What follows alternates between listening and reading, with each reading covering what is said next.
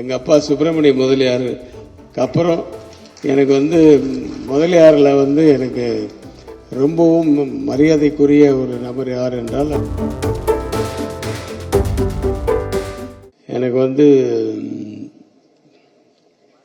எங்கள் அப்பாவுக்கு அப்புறம் சினிமாவில் சௌத்ரி சார் எங்காவது எப்போ கூப்பிட்டாலும் எதுக்கு கூப்பிட்டாலும் எங்கே கூப்பிட்டாலும் போயிடுவேன். அதே மாதிரி கே பாலச்சந்தர் சார் அதே மாதிரி அவரு கூப்பிட்டா போயிடுவேன். பாரதி ராஜா சார் நாங்கள் மொரீஷியஸில் ஷூட்டிங் ஆரம்பிச்சிட்டோம். அப்போ இங்கேருந்து ஃபோன் இல்லை படைப்பாளி சங்கத்தில் எல்லாரும் பிரச்சனை பண்ணுறாங்க நீங்கள் வந்துடுங்கன்னு. நானும் அர்ஜுனும் அங்கேருந்து வந்துட்டோம். அதே வரிசையில் ஏசி சண்முகம் சார் எப்போ கூப்பிட்டாலும் எங்கே கூப்பிட்டாலும் நான் மறுப்பே சொல்கிறதில்ல.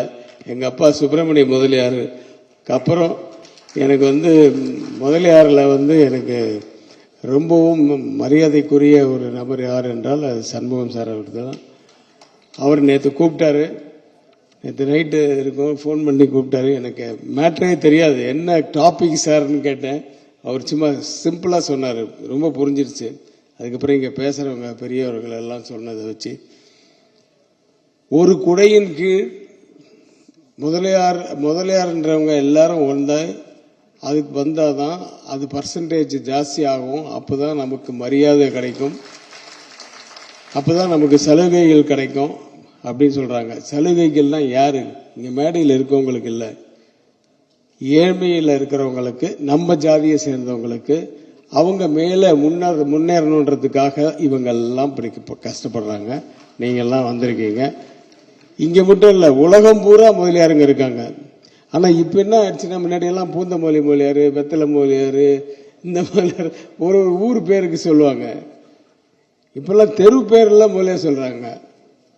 ஸோ அப்படி பிரிஞ்சிருக்காங்க. முதலியாருன்னா முதலியார், சைவ வேளாளர், இந்த வேளாளர், எத்தனையோ துளுவ வேளாளர், இவ்வளோ எல்லாமே. ஆனால் ஒரு குடையில் கீழ் ஒரு பேரில் வரணும் அப்படிங்கிறது சத்தியமான உண்மை. அப்போதான் நம்ம ஸ்ட்ரென்த் என்னன்னு தெரியும். அப்போதான் நமக்கு நம்ம ஏழை மக்களுக்கு, நம்ம ஜாதியை சேர்ந்த ஏழை மக்களுக்கு சலுகைகள் கிடைக்கும் அப்படிங்கிறது உண்மை. இப்போ என்ன கேட்டால் எனக்கு என்ன படுதுன்னா, இப்போ இந்த கணக்கெடுக்க வரும்போது ஒவ்வொருத்தர் வீட்டுக்கும் போய் நம்ம இந்த பேரை சொல்லு, இந்த பேருன்னு சொல்லுன்னு சொல்ல முடியாது. அவங்களுக்கு முன்னாடியே சொல்லியிருந்தா கூட அவங்களுக்கு அந்த நேரத்தில் அது வரணும். அது இல்லாமல் அவங்க கொடுக்குற சர்டிஃபிகேட்லாம் கேட்குற சர்டிஃபிகேட்லாம் காமிச்சா அதில் செங்குந்த மொழியார், இதில் பூந்தமல்லி மொழியார்னு ஏதாவது இருந்ததுன்னா அதை தான் அவங்க நோட் பண்ணிப்பாங்க. எனக்கு என்ன படுதுன்னா, சண்முகம் சாருக்கு இன்னைக்கு மத்திய அரசில் இருக்கிற பவர், அவருக்கு என்ன அங்க மரியாதை இருக்கு அப்படிங்கிறது நம்ம எல்லாருக்கும் தெரியும். அதனால சண்முக சார்கிட்ட நம்ம கேட்டுக்கிறது என்னன்னா, இந்த குடையின் கீழ் இந்த முதலியார், இந்த வேளாளர்னு இப்போ ஒரு பட்டியல் கொடுத்து அனுப்பிச்சாங்க. அது நான் படிக்கல இன்னும், அதுக்குள்ளே கூப்பிட்டாங்க. அந்த பட்டியலில் இருக்கவங்க எல்லாருமே இந்த குடையின் கீழ் தான் வரணும். அவங்க என்ன வேளாளர் சொல்றாங்களோ, என்ன முதலியார்னு சொல்றாங்களோ எல்லாமே இந்த குடையின் கீழ் தான் வரணும் அப்படின்றத ஒரு பர்மிஷன் மாதிரி அங்கே வாங்கிட்டா நீ என்ன சொன்னாலும் அந்த குடையின் கீழ் போயிடும். அப்போ ஆல்ரெடி அப்படியே 10% நமக்கு ஜாஸ்தி ஆகிடும் அப்படிங்கிறது தான் என்னுடைய கருத்து. இது தவறாக இருந்தால் ரைட்டாக இருந்தால் எனக்கு தெரியாது. சொல்ல வேண்டியது என்னுடைய கடமை. சண்முக சாரத்துக்கு அவருக்கு நன்றி சொல்லணுன்றதுக்காக நான் சொல்கிறேன்.